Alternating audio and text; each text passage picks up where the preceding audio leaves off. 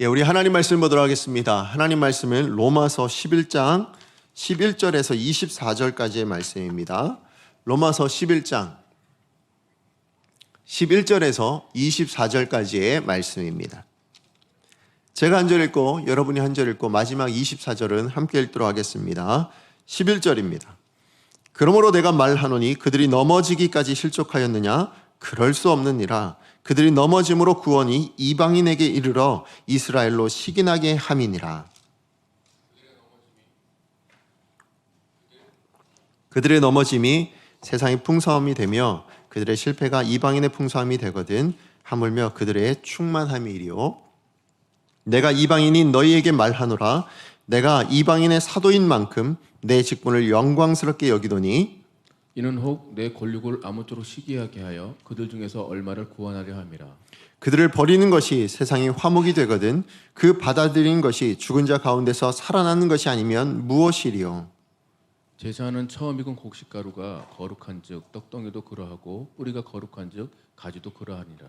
또한 가지 얼마가 꺾이었는데 돌 감람나무인 내가 그들 중에 접붙임이 되어 참 감람나무 뿌리의 진액을 함께 받는 자가 되었은즉 그 가지들을 향하여 자랑하지 말라. 자랑할지라도 내가 뿌리를 보존하는 것이 아니요 뿌리가 너를 보존하는 것이니라. 그러면 내 말이 가지들이 꺾인 것은 나로 접붙임을 받게 하려 함이라 하리니 옳도다. 그들은 믿지 아니하므로 꺾이는 너는 믿음으로 섰느니라. 높은 마음을 품지 말고 도리어 두려워하라. 하나님이 원 가지들도 아끼지 아니하였은즉 너도 아끼지 아니하시리라. 그러므로 하나님의 인자하심과 준엄하심을 보라. 넘어지는 자들에게는 준엄하심이 있으니 너희가 만일 하나님의 인자하심에 머물러 있으면 그 인자가 너희에게 있으리라. 그렇지 않으면 너도 찍히는 바 되리라. 그들도 믿지 아니하는데 머무르지 아니하면 접붙임을 받으리니 이는 그들을 접붙이실 능력이 하나님께 있음이라. 내가 원 돌다가 감람나무에서 찍힘을 받고 본성을 거슬러 좋은 감람나무의 접붙임을 받았으니 원 가지인 이 사람들이야 얼마나 더 자기 감람나무에 접붙이심을 받으랴. 아멘. 벌써 가을이 짙어지고 있습니다. 이제는 아침 저녁으로 낮으로 이렇게 일교차가 되게 크죠. 그래서 다들 건강 조심하셔야 될 것 같아요. 요즘 또 독감 백신과 관련해서 여러 문제들도 있지만 정말 독감 걸리지 않고 감기 걸리지 않고 건강을 여러분 잘 챙기셨으면 좋겠습니다. 여러분 우리가 잘 아는 격언 중에요. 나무만 보지 말고 숲을 보라라는 말이 있습니다. 이 말은 눈앞에 있는 것만 보고 이리힐비하지 말고 큰 그림을 그리면서 꿈을 이렇게 생각하면서 살아가는 것이 지혜로운 인생이다라는 말인 줄로 압니다.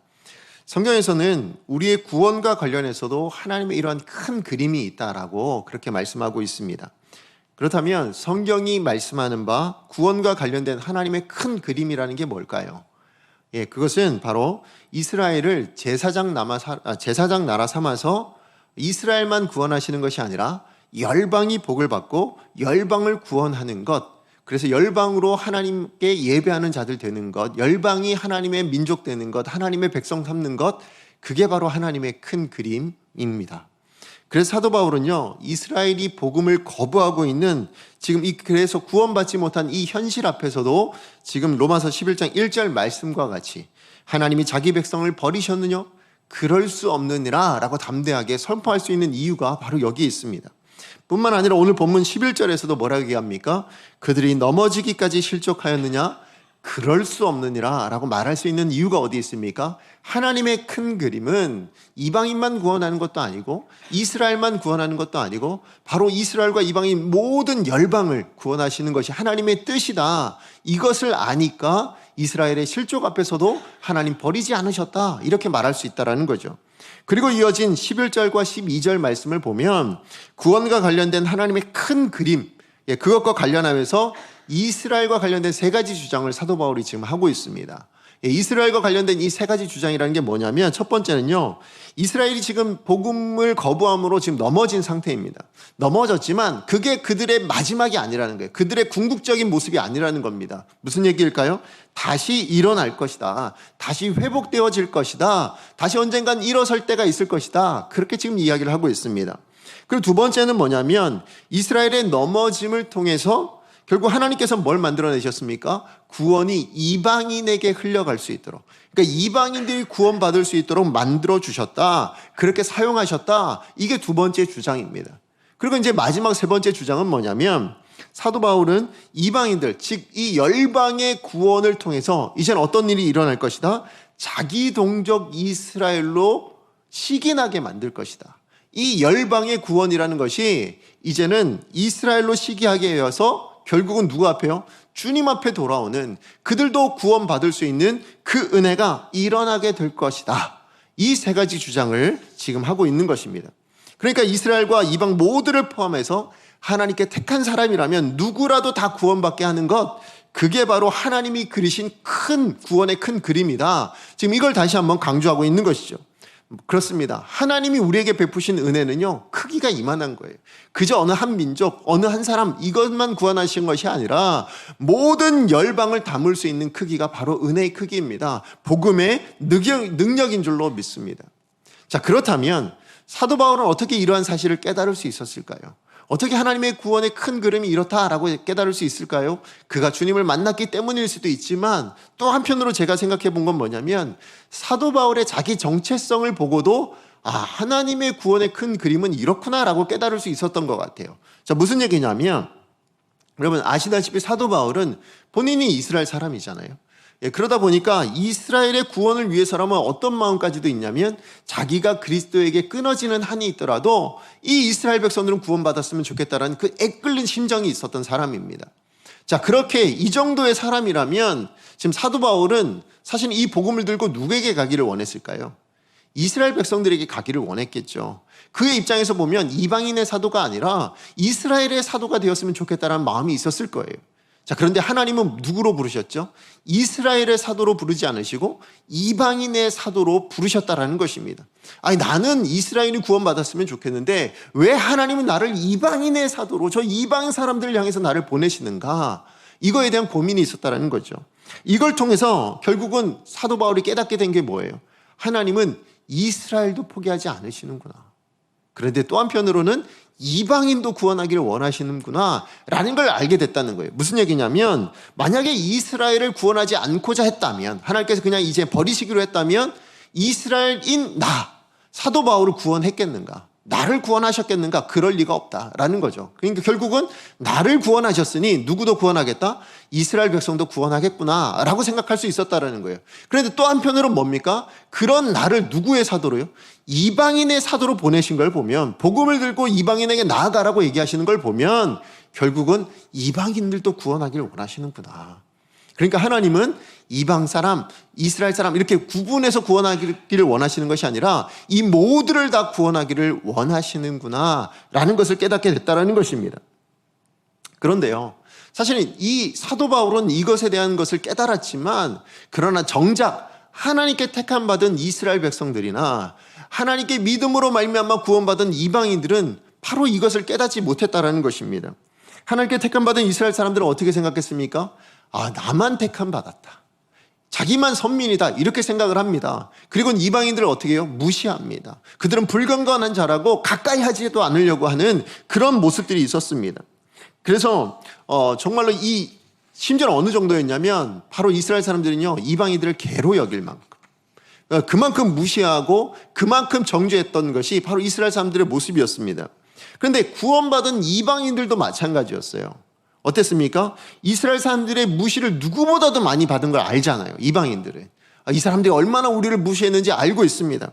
자, 그러다 보니까 근데 그 이스라엘 백성들이 이제 어떻게 된 거예요? 구원에서 실패하게 된 거예요. 그걸 보면서 어떻게 생각했는가? 로마서 11장 19절에서 20절, 우리가 읽었던 말씀을 보면 나옵니다. 우리 같이 한번 읽어보도록 하겠습니다. 시작. 그러면 내 말이 가지들이 꺾인 것은 나로 접붙임을 받게 하려 함이라 하리니 옳도다. 그들은 믿지 아니함으로 꺾이고 너는 믿음으로 섰느니라. 높은 마음을 품지 말고 도리어 두려워하라. 아멘. 자, 무슨 말입니까? 지금 이스라엘이라는 가지가요, 구원에서 꺾여져 나간 거예요. 자, 그걸 보면서 결국 뭐라고 생각했어요? 이 일로 결국엔 뭐예요? 이방인 된 우리를 구원이라는 그 나무에 접붙이기 위한 하나님의 계획이었다. 그러니까 다시 얘기해서 뭡니까? 하나님의 궁극적인 목적은 이스라엘이 아니었다는 거죠. 이스라엘은 그저 우리를 구원하기 위한 하나의 도구였을 뿐이고 그 하나님의 궁극적인 목적은 우리의 구원이다. 하나님은 우리를 사랑하신 거다. 지금 이렇게 생각을 하고 있었다라는 거예요.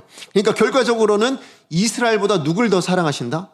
우리를 더 사랑하는 거 아니냐. 이방인된 우리를 구원하시려고 한 거 아니냐. 이렇게 이야기를 하고 있었다라는 것입니다.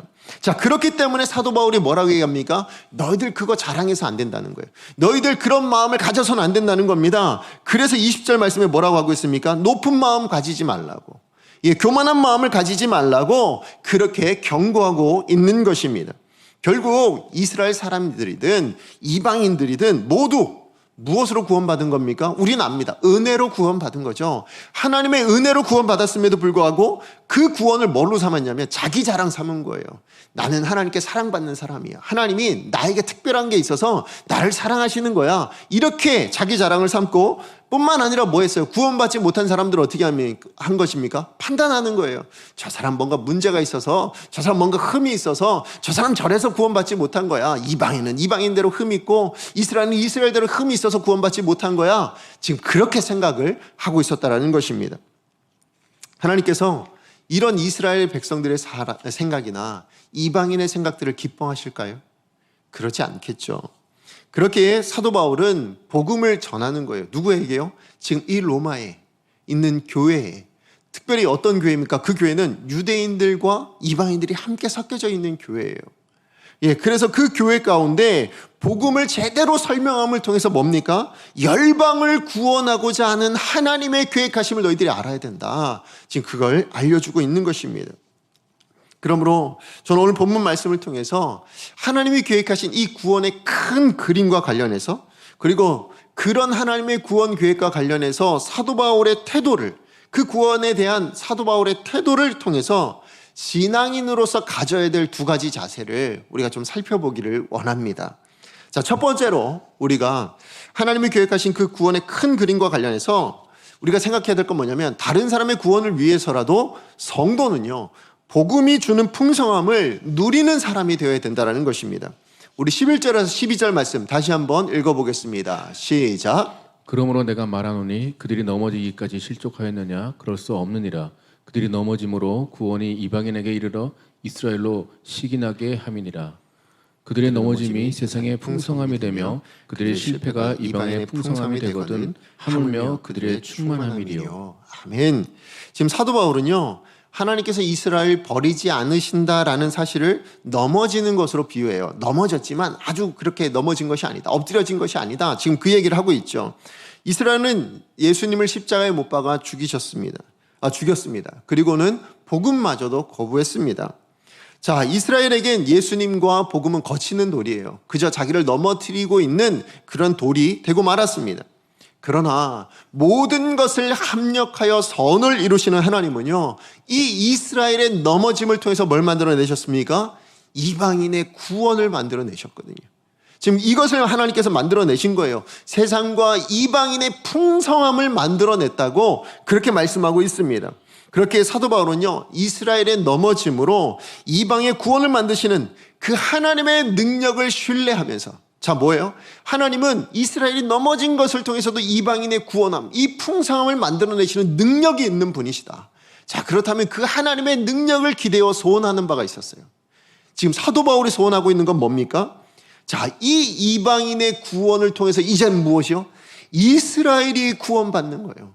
이 이방인의 구원을 보면서 이스라엘 백성들이 시기가 나서라도, 아, 나도 저 구원 받았으면 좋겠는데 왜 나는 안 주는가? 이런 마음을 가지고서라도 구원받게 하도록 하나님께서 만들어주실 것이라는 그 소망.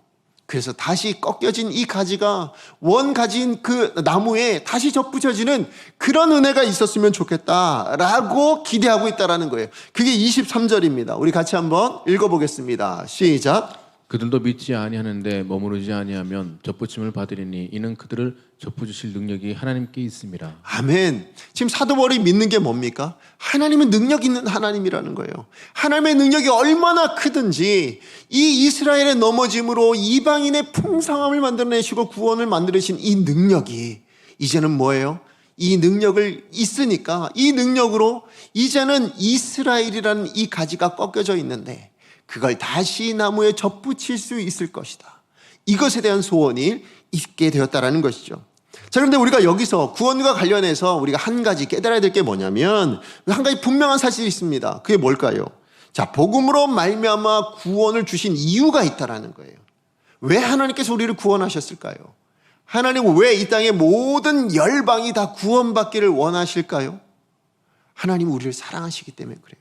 근데 그 사랑이 무엇으로 드러나냐면 이 땅을 살아가는 동안에 빈곤하게 아주 그냥 결핍되어 살아가는 것이 아니라 풍성하게 살아가는 것. 예, 풍성함을 누리는 것, 그걸 하나님께서 원하신다는 거예요. 어느 정도로 풍성하길 원하십니까? 지금 이스라엘로 식이 나게 할 만큼 그렇게 풍성하게, 다시 말해서 믿지 않는 사람들로 말미암아 식이 나게 할 만큼, 야, 저 사람은 뭐 때문에 저렇게 즐거운 거야? 저 사람은 뭐 때문에 저렇게 풍성한 거야? 저 사람은 뭘 가지고 있길래 우리랑 이렇게 다른 삶을 사는 거야? 라는 게 궁금해질 정도로, 그런 질투가 느껴질 정도로 그러한 삶을 살아내기를 원하시는 것이 바로 하나님의 뜻이었다는 거예요. 뭘 통해서? 구원을 통해서요. 그러니까 구원받은 우리는 어떤 삶을 살아야 되는 거예요? 풍성함을 누리는 삶. 그게 바로 하나님이 우리를 향한 하나님 아버지의 마음이었다는 것입니다. 자, 그렇다면 우리 강성교회 모든 성도님들에게 한 가지 여쭤봅니다. 여러분은 주변에 믿지 않는 분들에게 이러한 시기의 대상이 되고 계십니까? 여러분의 삶이 누군가에게 이런 시기나 질투를 일으킬 만한 그러한 삶을 살아가고 계십니까? 정말 여러분 안에는 이렇게 어떤 시기나 질투를 일으킬 만한 무엇을 가지고 계신 분들이십니까? 다시 말해서 복음이 주는 이 풍성함, 하나님의 은혜로 베풀으시는 이 풍성함을 여러분의 삶 가운데 누리고 계신가요? 왜 사람들이요 지금 요즘 이렇게 복음을 싫어할까요? 왜 사람들이 기독교에 이렇게 관심을 갖지 않을까요? 이유는 우리가 보여주지를 못하니까 그래요. 기독교가 가지고 있는 이 복음이 가지고 있는 풍성함을 우리의 삶으로 우리가 살아가는 이 세상 안에서 보여주질 못하니까 세상 사람들이 관심을 점점 잃어가는 겁니다. 말로는 예수님 믿으면 좋습니다. 예수님 믿으면 즐겁습니다. 행복합니다 하는데요, 우리가 행복하지 못하고 우리가 즐겁지 못한 모습을 보이다 보니까 에이, 그건 말뿐이지.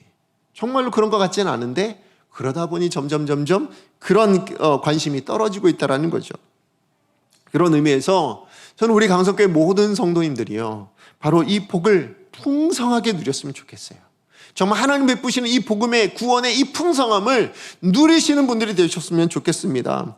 여러분, 부부 사이도 안 믿는 사람보다 더 사랑이 많았으면 좋겠고요, 여러분 자녀들은 안 믿는 자녀들보다 더 훌륭하게 잘 자랐으면 좋겠습니다. 세상에 주시는 그 풍성한 복을 세상에서 하나님이 주시는 그 풍성한 복을 받아서요 정말 성공해야 될 사람 성공해서라도 그렇게 하나님의 영광 나타낼 수 있고, 리더가 될 사람은 리더가 되어서 하나님의 하나님 되심을 나타낼 수 있는 그런 사람들이 우리 교회 안에서 정말 많아졌으면 좋겠어요.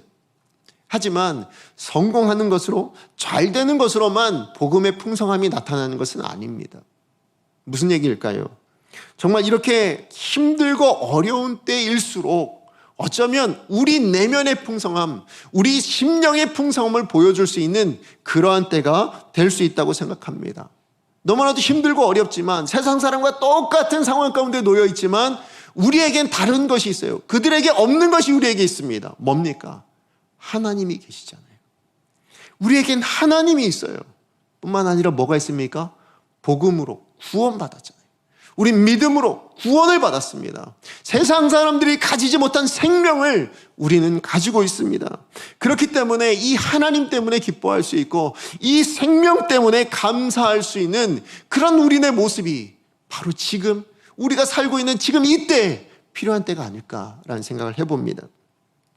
여러분, 송명희 시인 아시죠? 송명희 시인. 네. 중증 뇌성마비로 인해서 태어날 때부터 몸을 가눌 수가 없었다라고 합니다.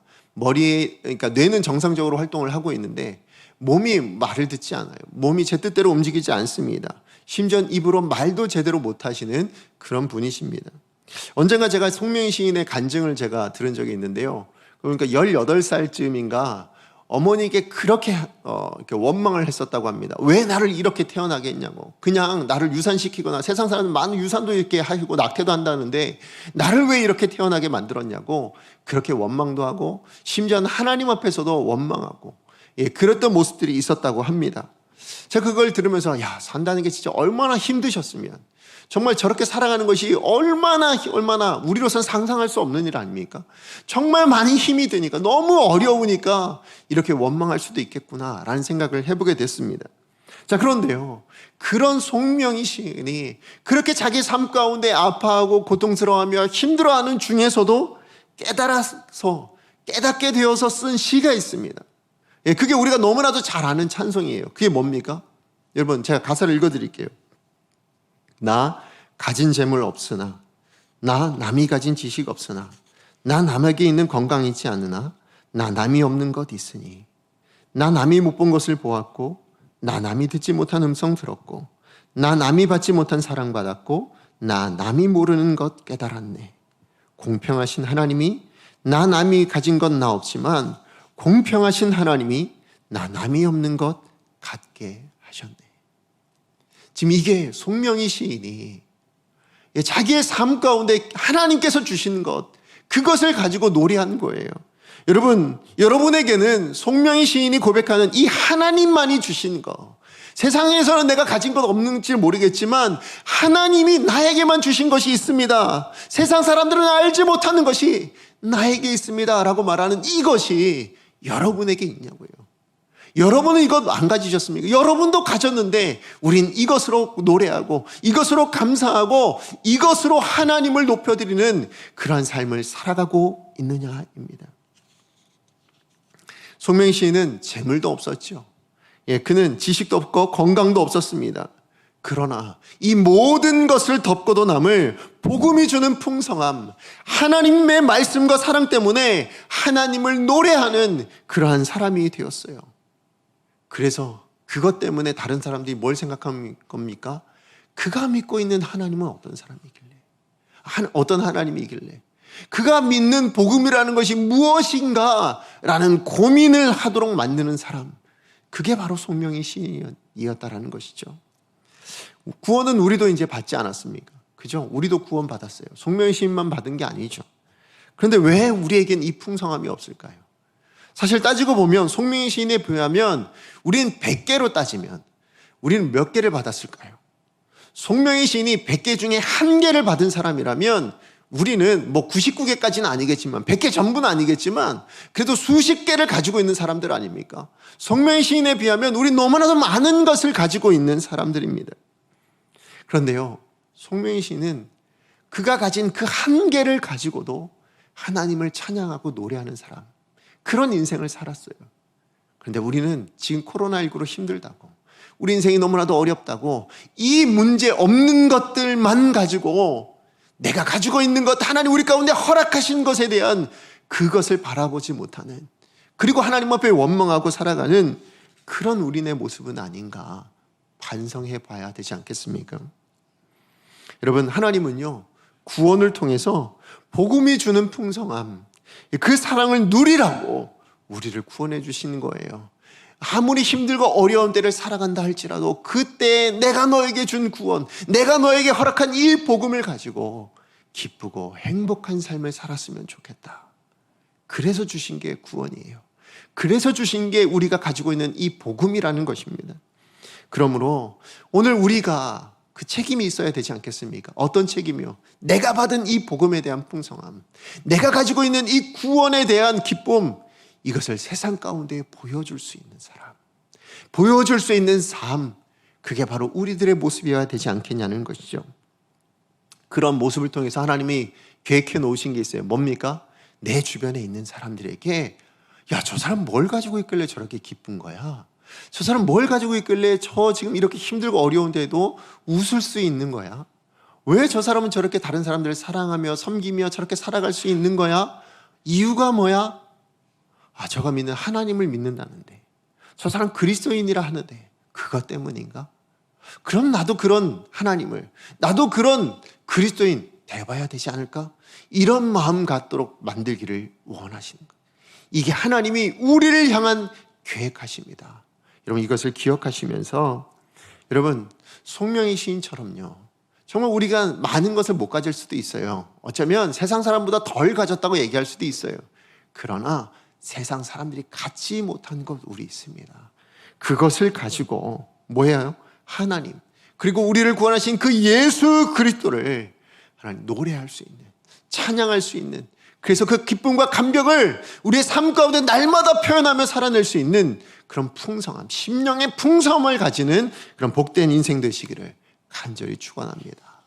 자, 그런가 하면 우리가 두 번째로 하나님의 구원 계획과 관련해서 사도 바울의 이 태도와 관련해서 우리가 생각할 바가 있는데요. 뭐냐면 성도는요, 하나님의 뜻에 대한 뜨거운 열정이 있어야 된다는 거예요. 자, 우리 13절에서 14절 말씀 함께 읽어보겠습니다. 시작. 내가 이방인인 너희에게 말하노라. 내가 이방인의 사도인 만큼 내 직분을 영광스럽게 여기노니 이는 혹 내 권력을 아무쪼록 시기하게 하여 그들 중에서 얼마를 구원하려 함이라. 아멘. 지금 사도 바울은요, 하나님께 자기 자신을 뭘로 부르셨다고요? 이방인의 사도로 부르신 것에 대해서 영광스럽게 생각한다고 지금 고백하고 있습니다. 오늘 본문 말씀 보니까. 하지만 제가 앞서도 말씀드렸지만 사도 바울은 본래 누구에게 더 관심이 많았어요? 자기 골육 친척 이스라엘의 구원에 더 애끓는 마음이 있었거든요. 그러니까 사도 바울은 솔직히 아까도 말씀드렸듯이 이방인의 사도가 되는 것보다 누구요? 이스라엘의 사도가 되었으면 더 좋겠다라는 마음이 아마 자기 마음 안에는 있었을 것입니다. 자, 그런데 그래서 정말로 실제로 사도 바울은 그가 이방인의 사도로 부르심을 받았음에도 불구하고요, 그가 가는 곳곳마다 어딜 가냐면 유대인의 회당을 갑니다. 그리고 유대인들에게 복음을 증거해요. 자, 우리 사도행전 13장 46절 말씀 우리 같이 한번 읽어보겠습니다. 시작. 바울과 바나바가 담대히 말하여 이르되 하나님의 말씀을 마땅히 먼저 너희에게 전할 것이로되 너희가 그것을 버리고 영생을 얻기에 합당하지 않은 자로 자처하기로 우리가 이방인에게로 향하노라. 오늘 말씀해 보니까 뭐라 얘기하고 있습니까? 자, 이 말씀의 배경은 지금 사도 바울이 1차 전도 여행 때예요. 1차 전도 여행 때 비시디아 안디옥이라는 그곳에서 유대인의 회당에 들어간 겁니다. 그리고 거기서 복음을 전했을 때 어떤 일이 일어나냐면 그것을 시기하고 비방하는 하고 있는 유대인들을 향해서 이 말씀을 지금 하고 있는 거예요. 이렇게 지금 이야기하고 있는 겁니다. 근데 뭐라고 얘기했냐면 자기 자신은 먼저는 뭡니까? 하나님의 말씀, 이 복음은 마땅히 누구에게? 이스라엘이 먼저 전해져야 된다. 이스라엘에게 먼저 전해져야 될 것이라고 얘기하고 있어요. 그렇지 않습니까? 자, 하나님의 말씀은 마땅히 먼저 너희에게 전할 것이로되. 너희가 누굽니까? 이스라엘 백성들이에요. 이스라엘 백성들에게 이 복음이 먼저 전해져야 된다라고 마땅히 그러하다고 지금 사도 바울은 그렇게 생각했다는 겁니다. 그런데 어찌 된 영문인지 이스라엘 백성들은 어떻게 합니까? 거부하는 거예요. 예, 그리고 어떻게 합니까? 핍박합니다. 그래서 영생을 얻기에 합당하지 않은 것으로 자처했다. 지금 그렇게 사도 바울이 이야기하고 있는 것입니다. 여러분, 사도 바울은요, 자기 최선을 다해서 복음을 증거했어요. 이스라엘 백성들에게 복음을 증거했는데 거절당했습니다. 거절당한 정도가 아니라 뭐 했다고요? 시기와 비방을 당할 뿐만 아니라 핍박을 당하고 심지어 자기 목숨까지도 위협을 당하는 그러한 일들을 누구에게? 이 유대인들, 이스라엘 백성들에게서 겪게 되었어요. 여러분, 고린도후서 11장에 보면 사도 바울이 유대인들에게 복음을 증거하다가 이스라엘 백성들에게 복음을 증거하다가 겪은 일들이 나오는데요. 뭐라고 나오냐면 40에 하나 감한 매를 5번 맞았다고 얘기합니다. 그러니까 39대에 맞는 매를 5번이나 맞았고 3번을 태장으로 맞았다고 얘기하고 1번은 돌로 침을 당하는, 그래서 돌로 맞는 일이 있었고 옥에는 수없이 갇히고 여러 번 죽을 뻔했다. 지금 고린도 후서에서 지금 그렇게 유대인들에게 그렇게 당했다. 무엇 때문에? 복음을 증거하는 일 때문에. 그러나 이 보면 어떤 마음이 있는 거예요? 그렇게 수십 번 수차례 그렇게 고난을 당하고 죽임을 당하려고 하면서도 누구에게요? 유대인에게 복음 전하는 것을 결코 쉬지 않았다라는 이야기입니다. 그러다 보니까 이 유대인들이 그렇게 핍박하고 죽이려 했다라는 것이죠. 자, 이 정도면 여러분, 이스라엘 구원하기 원하는 것 포기할 만하지 않습니까? 내가 어떤 사람에게 복음 전했는데 날 때리고 막 그래요. 근데 또 가서 또 전하고, 그런데 또 때려요. 죽이려고 그래요. 그 정도 되면 우리는 어떤 마음 들어요? 내가 왜 저 사람에게 복음을 전해야 되나? 아무리 내 권력 친척이라 하고 아니면 뭐 같은 민족인 거잖아요. 이 사람에게 내가 굳이 복음을 전할 이유가 있는가? 이런 마음이 들 수도 있을 텐데 사도 바울은 그렇게 하지 않습니다. 포기하지 않아요. 오히려 지금 직접적으로 복음 전하는 게 되지 않으니까 어떻게 하기로 한 거예요? 다른 방법을 간구한 겁니다. 그게 뭡니까? 그게 바로 복음을 들고 이방인을 향해 가는 거예요. 자, 복음을 들고 이방인을 향해 갔다라는 건 이스라엘 포기한 거 아닙니까? 그렇지 않다는 거예요. 그게 오늘 우리가 읽었던 본문 말씀이에요. 뭐라고요? 이방인을 구원하는 것을 통해서 뭐라고요? 이 이방인을 전심전력을 다해서 구원해내겠다. 그래서 이 이방인이 복음의 풍성함을 누리게 된다면 그걸 바라본 이스라엘 백성들이 어떻게 될 것이다? 돌아오게 되지 않겠는가? 그러니까 지금 사도 바울의 목적은 어디 있습니까? 우리가 읽었던 14절 말씀 우리 같이 한번 읽어보겠습니다. 14절 말씀 다시 한번 우리 로마서 11장 14절입니다. 시작. 이는 혹 내 권력을 아무쪼록 시기하게 하여 그들 중에서 얼마를 구원하려 함이라. 아멘. 지금 뭐라고 되어 있습니까? 지금 내 권력 누굽니까? 이스라엘 백성들이죠. 이들이 시기나게 하여서 어떻게 한다고요? 구원하기를 원한다. 지금 이게 사도 바울의 계획이었다는 거예요. 그러니까 결국 이스라엘 향한 그 구원을 향한 그 사도 바울의 꿈, 그걸 포기하지 않았다는 거예요. 그리고는 다른 방법을 써서 간접적인 방법을 써서 시기나게 하고 질투하는 것을 통해서 저들이 돌아오도록, 저들 스스로 돌아올 수 있도록 만들어야겠다. 지금 이렇게 방법을 달리했다라고 이야기하고 있는 겁니다. 아니, 사도 바울은 자기를 핍박하고 죽이는 이 사람들이 뭐가 좋다고 그렇게 구원하려고 했을까요? 어떤 마음으로 구원하려고 했을까요? 사도 바울이 속이 없어서 그런 걸까요? 사도 바울이 너무너무 착하니까 그래서 그랬던 걸까요? 그럴 수도 있지만 저는 그것보다 사도 바울에겐 저는 더 중요한 게 있었다라고 생각합니다. 그게 뭐냐면 이스라엘 사람들만, 하나님께서 이스라엘은 포기하고 이방인들만 구원하기를 원하셨다. 이게 하나님의 뜻이 아닌 줄 알았기 때문에 그래요. 사도 바울이 하나님의 뜻이 무엇인지 분명히 아니까. 그 뜻이 무엇입니까? 이스라엘도 구원하고 이방 민족도 구원하는 것, 그게 하나님의 뜻인 줄 알게 되니까, 그게 하나님의 바람이라는 것을, 그것이 하나님의 소원이라는 것을 아니까 그 소원에 대해서 뭐라고요? 열정을 가지게 된 거예요. 비록 나는 핍박을 당하고 비록 나는 죽임을 당하는 이런 고난 가운데 있다 할지라도 나는 하나님의 뜻이 무엇인 줄 아는데, 이게 하나님의 뜻인 줄 아는데 내가 어찌 포기하겠는가? 내가 어찌 이것을 내려놓겠는가? 그런 마음이 있었다라는 것입니다. 그러니까 사도 바울에게는 하나님에 대한 이 열정, 하나님의 뜻, 하나님의 바람에 대한 하나님의 마음을 시원케 해드리고자 하는 그런 열정이 있었기 때문에 죽음의 위협 앞에서도 핍박 앞에서도 이스라엘의 구원에 대한 마음을 결코 포기할 수 없었다라는 것이죠. 그래서 어떻게 해요? 이스라엘이 복음이 막히니까 어떻게 합니까? 이방인에게 전하는 것을 통해서라도 이스라엘이 돌아오는, 그러니까 결국 막히면 포기하지 않겠습니다. 저는 이것이 막히면 이 길을 열어서라도 다른 길을 찾아서라도 하나님의 뜻은 이루어 가겠습니다. 이게 바로 사도 바울의 마음이었다라는 것이죠. 여러분, 우리에겐 사도 바울의 이런 열정이 있나요? 우리에겐 이 사도 바울의 열정이 있습니까? 어떠한 어려움이 있더라도 하나님의 뜻을 이루고자 하는 열정, 주님의 뜻대로 살아내는 열정, 영혼을 구원하려는 열정이 우리 가운데는 여전합니까? 저와 여러분 안에는 이 열정이 여전히 남아 있습니까? 여러분, 제가 왜 여전히 남아있냐고 제가 여쭤보냐면, 사실 제가 듣기로 우리 강성교회 제가 처음 부임할 때 들었던, 지금까지 제가 들었던 얘기가 뭐냐면, 우리 교회는 어느 교회보다 우리 교회 성도님들은 이 열정이 뜨거운 분이셨다라고 제가 들었거든요.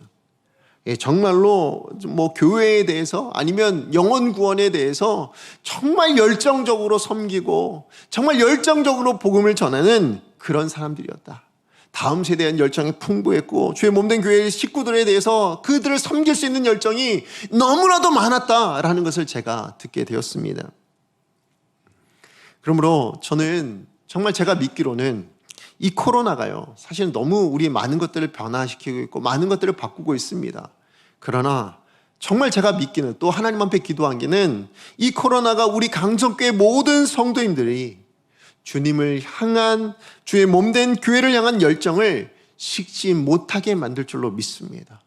정말 그렇게 되었으면 좋겠습니다. 교회 안에 여러 문제들이 있지만 성도답게 예배하고 성도답게 말씀대로 순종하고 성도답게 서로를 뜨겁게 사랑하는 그런 교회로 다시 회복되어지게 될 줄로 믿습니다. 오늘 저는 저와 여러분이 주님 안에서, 우리 하나님 안에서 나를 향한 하나님의 뜻 이루어지게 하여 주시옵소서. 우리 교회를 향한 하나님의 뜻 이루어지게 하여 주시옵소서. 우리 가정과 사회를 향한 하나님의 뜻, 그것이 이루어지는데 쓰임받을 수 있는 나의 삶, 나의 인생 되게 하여 주시옵소서. 특별히 영혼 구원에 대한 이 하나님의 계획하심을 내 가정, 내 주변, 내 사업장, 내가 만날 모든 사람들 안에서 이루어지는 역사가 있게 하여 주시옵소서.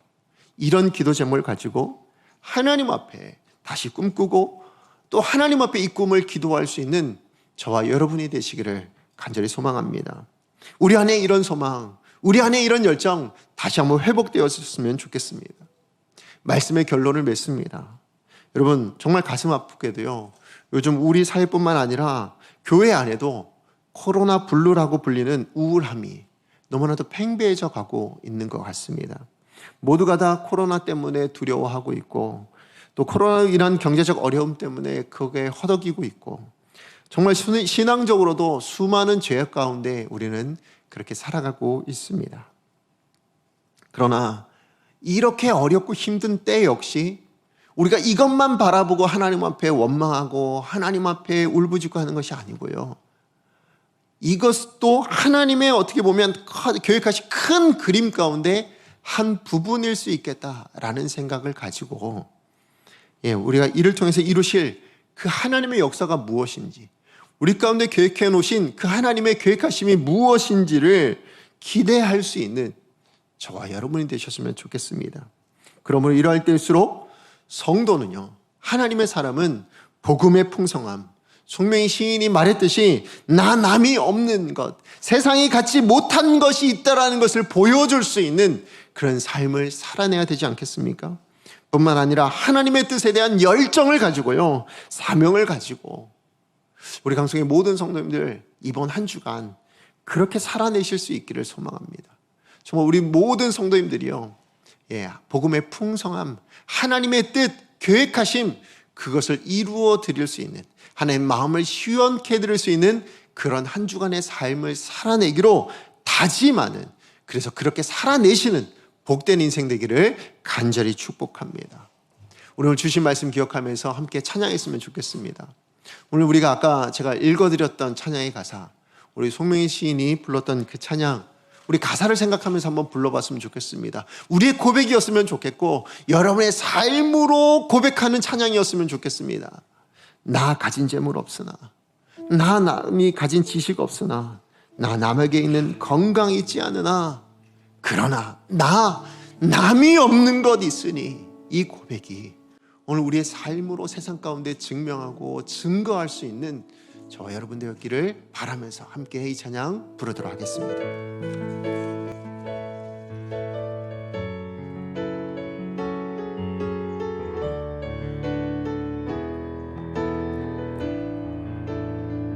나 가진 재물 없으나, 나 남이 가진 지식 없으나, 나 남에게 있는 건강이 있지 않으나, 나 남이 없는 것 있으니, 나 가진 재물, 나 가진 재물 없으나, 나 남이 가진 지식 없으나, 나 남에게 있는 건강이 있지 않으나, 고백합시다. 나 남이 없는 것 있으니, 남이 없는 것 있으니, 나 남이 못 본 것을 보았고, 나 남이 못 본 것을 보았고, 나 남이 듣지 못한 음성 들었고, 나 남이 받지 못한 사랑받았고 나 남이 모르는 거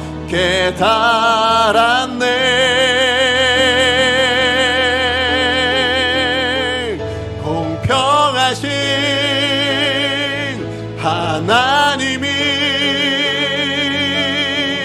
나 남이 가진 건 나 없지만 공평하신 하나님이 나 남이 없는 것 같게 하셨네. 공평하신 하나님이 나 남이 가진 건 나 없지만 공평하신 하나님이 나 남이 없는 것 다시 한번 고백합니다. 공평하신 하나님이 공평하신 하나님이 나 남이 없는 것 나 남이 가진 건 나 없지만 공평하신 하나님이 나 남이 없는 것 같게 하셨네. 우리 같이 찬양의 가사 기억하면서 함께 기도했으면 좋겠습니다. 오늘 주신 말씀 기억하면서 함께 기도했으면 좋겠습니다. 우리는 없는 것이 참 많습니다. 가지지 못한 것이 참 많습니다. 그러나 하나님의 궁극적인 목적은 뭡니까? 우리가 풍성해지는 것, 우리가 이 땅을 풍성하게 살아가는 것인 줄로 믿습니다. 맞아요. 우리 육신의 풍성함, 우리가 가지고 있는 경제적인 풍성함, 우리 지식의 풍성함, 많은 것들을 누려야 할 것입니다. 그러나 그것보다 더 중요한 건 뭘까요? 우리가 잃어버린, 세상은 알지 못하는 그런 생명을 가진 사람으로서 우린 생명의 풍성함, 구원의 기쁨, 그 감격, 그것을 가지고 살아내는 사람이어야 될 줄로 믿습니다. 세상 가운데 그것이 얼마나 좋은 것인지, 그것이 얼마나 기쁜 것인지를 세상 가운데 보여줄 수 있는 그런 사람이 되어야 될 줄로 믿습니다.